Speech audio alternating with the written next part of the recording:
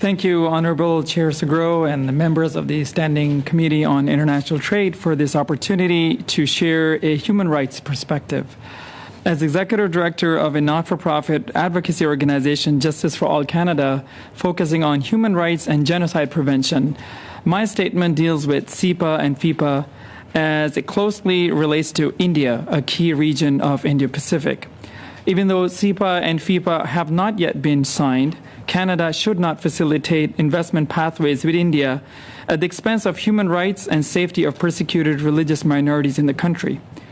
India is governed by Bharatiya Janata Party, or BJP, a right-wing nationalist group guided by Hindutva ideology that envisions India as a nation for Hindus only, promoting a belief that Muslims, Christians, Sikhs, Dalits, and Adivasis are second-class citizens.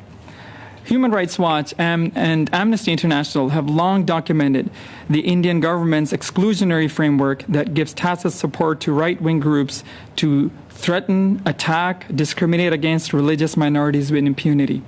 90% of religiously motivated hate crimes between 2009 and 2018 in India occurred since the BJP came to power in 2014.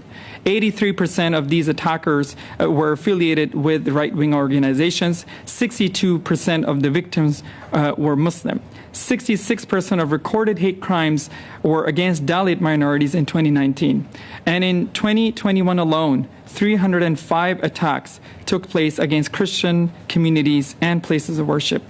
The BJP government has instituted notorious citizenship laws that disproportionately target over 200 Indian Muslims. Citizenship Amendment Act, or CAA, for instance, is a law that protects minorities from several countries surrounding India, but conveniently excludes Muslim refugees. The United Nations described the CAA as fundamentally discriminatory.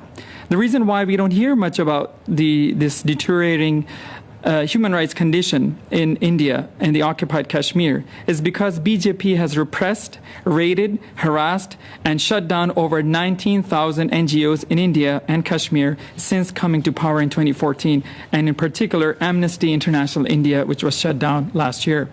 Genocide Watch has issued 2 genocide warnings concerning Muslims in India.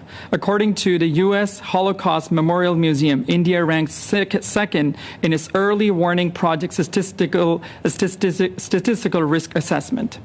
The United States Commission on International Religious Freedom, or USCIRF, has recently demonstrated the rising threat to Indian minority communities under the BJP government.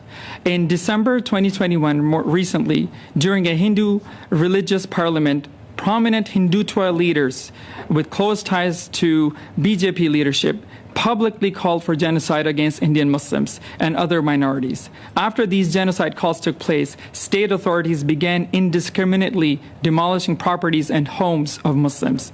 Recently, a high court in South India's Karnataka state has upheld a discriminatory hijab ban restricting Muslim girls from obtaining an education in the state of Karnataka.